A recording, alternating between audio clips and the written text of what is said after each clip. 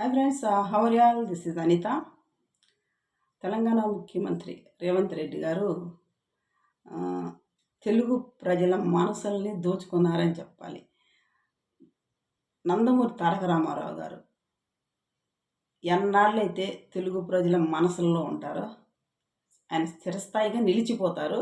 So అన్ని రోజులు రేవంత్ రెడ్డి గారు కూడా అలాగే నిలిచిపోతారన్నమాట చరిత్రలో.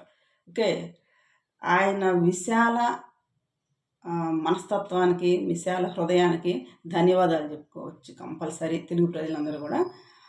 నిన్న హైదరాబాద్ నడిబొడ్డున మైత్రివనం దగ్గర ఎన్టీఆర్ గారి కాంస్య విగ్రహాన్ని ఆవిష్కరించారు. ఎన్టీఆర్ గారి 103వ జన్మదినం సందర్భంగా ఇంతకుముందు జూబ్లీ హిల్స్ ఉప ఎన్నికల్లో ఇచ్చిన హామీ మేరకు ఆ విగ్రహాన్ని ప్రతిష్ఠించారనమాట. సో అందుకు మనం అందరం కూడా ధన్యవాదాలు తెలుపుకోవాలి ముందుగా. సో దీనికి ఓర్వలేని కొంతమంది ఉంటారు కదా, ప్రతి చోట మంచి పని చేసినప్పుడు ఎవరైనా సరే దాన్ని వ్యతిరేకించే శక్తులు ఉంటూ ఉంటాయి అన్నమాట. సో ఉమ్మడి ఆంధ్రప్రదేశ్కి ముఖ్యమంత్రిగా చేసినటువంటి వ్యక్తిగా మనం ఇక్కడ ఎన్టీ రామారావు గారిని చూడవచ్చు. అలాగే ఆయన ఏ ఒక్క రాష్ట్రానికో పరిమితం కాదు, ఆంధ్రాకో తెలంగాణకో. 2 రాష్ట్రాల్లో ఉన్న తెలుగు ప్రజల హృదయాలు చిరస్థాయిగా ఉంటారు.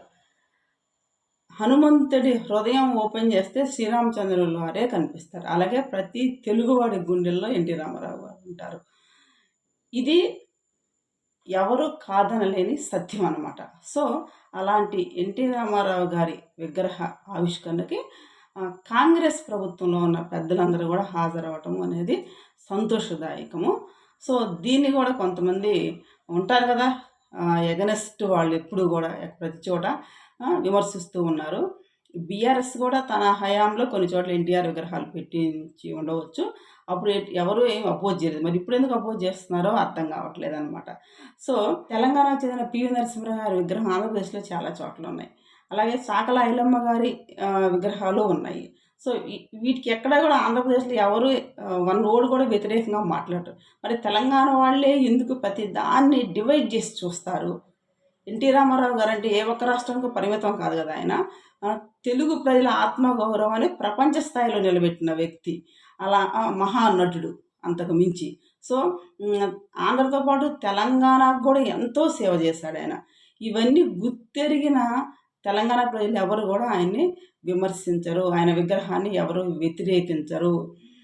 హైదరాబాద్లో ఆంధ్ర వాళ్ళు ఎంతమంది ఉన్నారో అలాగే భారతదేశంలో ఉన్న ప్రతి రాష్ట్రం నుంచి కూడా చాలామంది అక్కడ బతుకుదెరువు కోసం వస్తారు. ప్రత్యేకించి ఆంధ్ర వాళ్ళ మీద ఎందుకు విషయం గొక్కుతారు? మాట్లాడితే ఆంధ్ర వాళ్ళు అనే ఓడి ఎందుకు వస్తుంది? మీకు కావాల్సిన తెలంగాణను మీరు తీసుకున్నారు, హైదరాబాద్ని కూడా మీరే తీసేసుకున్నారు. అయినా కానీ ఇంకా సరిపోలేదా? ఇంకా విద్వేషాలు రెచ్చగొట్టాలని ఎందుకు చూస్తున్నారు? ఇవన్నీ కొన్ని పార్టీల వాళ్ళు వెనకుండి నడిపించే కథలు అన్నమాట. ఎవరు ఎన్ని విమర్శించినా కానీ ధైర్యంగా, నిజంగా దీన్ని ధైర్యంగా అనుతుంది, ధైర్యంగా ఇచ్చిన మాట మేరకు అమీర్పేట దగ్గర ఎన్టీఆర్ గారి విగ్రహాన్ని ఆవిష్కరించారు. అది కూడా కాంగ్రెస్ ప్రభుత్వంలో. సో ఇక్కడ వ్యక్తులను మనం గౌరవించాలి, అంతేగాని ఆ పార్టీ ఈ పార్టీ అనేది సిద్ధాంతాల పరంగా వాళ్ళు వేరువేరు అయి ఉండొచ్చు. బట్ ఎన్టీఆర్ గారి మీద గౌరవంతో పిసిసి అధ్యక్షులు వారు వచ్చారు. అంతకుముందు తెలుగుదేశం పార్టీలో ఉన్నటువంటి నాయకులు ఎవరైతే ఉన్నారో వాళ్ళందరూ కూడా ఇప్పుడు వివిధ పార్టీలో ఉన్నారు. వాళ్ళందరూ కూడా నిన్న హాజరయ్యారు. ఎంతోమంది సామాన్య వ్యక్తుల్ని గొప్ప రాజకీయ నాయకులుగా తీర్చిదిద్దిన పార్టీ ఏదైనా ఉందంటే అది తెలుగుదేశం పార్టీ అని గర్వంగా చెప్పుకోవచ్చు. మండవ వెంకటేశ్వరరావు గారు కావచ్చు, మన ఖమ్మం మినిస్టర్ ఒకరు ఉన్నారు, ఆయన కావచ్చు, మోత్పల్లి నరసింహం కావచ్చు, కడియం శ్రీహరి కావచ్చు, అండ్ ఖమ్మం తుమ్మల నాగేశ్వరరావు గారు కావచ్చు. వీళ్ళందరూ కూడా ఒకప్పుడు తెలుగుదేశం పార్టీ వాళ్ళే. అలాగే తెలుగుదేశం పార్టీలోని ఎంతోమంది నాయకులు బీఆర్ఎస్లో ఉన్నారు ఇప్పుడు. సో అంటే అందరికీ పునాది అనేది తెలుగుదేశం పార్టీలోనే ఉంది. కేసీఆర్ గారు ఎక్కడి నుంచి అయితే తెలుగుదేశం పార్టీ నుంచి కదా, అక్కడే ఎమ్మెల్యే అయ్యారు, అక్కడే మినిస్టర్ అయ్యారు. వీరందరిది ఒక ఎత్తు అయితే present CM, Telangana CM Revanth Reddy గారు కూడా తెలుగుదేశం పార్టీ నుండే వచ్చారు. అక్కడే ఓనమాల నేర్చుకున్నారు, అక్కడే నాయకుడిగా ఎదిగారు. ఇప్పుడు కాంగ్రెస్ పార్టీలో చేరి ఆ రాష్ట్ర ముఖ్యమంత్రిగా సేవలు అందిస్తున్నారు. అంటే వీళ్ళందరికీ కూడా బేస్ ఎక్కడైతే ఉంది. తెలుగుదేశం పార్టీలోనే ఉంది వీళ్ళందరికీ. అక్కడే నాయకులుగా తీర్చిదిద్దబడ్డారు. మరి వాళ్ళందరికీ అభిమానం అనేది గుండెల్లో ఉంటుంది కదా! సో, ఆ అభిమానానికి కూడా వాళ్ళ అర్హులు కాదన్నట్టు, విగ్రహం పెట్టే అర్హత అక్కడ లేనట్టు సో కాల్డ్ వాళ్ళు మాట్లాడుతున్నారు. విగ్రహాన్ని తీసేసి పంపిస్తారంట. కూల్చేస్తారంట. ఇలాంటి విధ్వంసకర మాటలు మాట్లాడటానికి ఎన్ని బిస్కెట్లు మీరు తీసుకుంటున్నారో, ఎన్ని మెతుకులు ఏరుకుంటున్నారు, ఎవరిచ్చే మెతుకులు ఏరుకుంటున్నారు. సో, ఆ ఇచ్చేవాళ్ళకన్నా బుద్ధుండాలి, తీసుకున్న మీకన్నా బుద్ధుండాలి ఇలా వ్యతిరేకంగా మాట్లాడటానికి. ఆ మహానుభావుడికి వ్యతిరేకంగా ఎవరో వన్ ఓడు కూడా మాట్లాడరు. ఆయన ఒక పార్టీకి స్థాపించిన వ్యక్తి కావచ్చు. అంతకు మించి మహానటుడు. ఓకే. ఎన్నో నూతన పథకాలు ప్రవేశపెట్టిన గొప్ప ముఖ్యమంత్రి. ఆ విషయం అందరికీ తెలిసిందే. అయినప్పటికి ఎంత విషం కక్కుతున్నారంటే అసలు మిమ్మల్ని ఎంత దిగజారిపోయి మీరు ఆ వ్యాఖ్యలు చేస్తున్నారో అర్థం చేసుకోవచ్చు.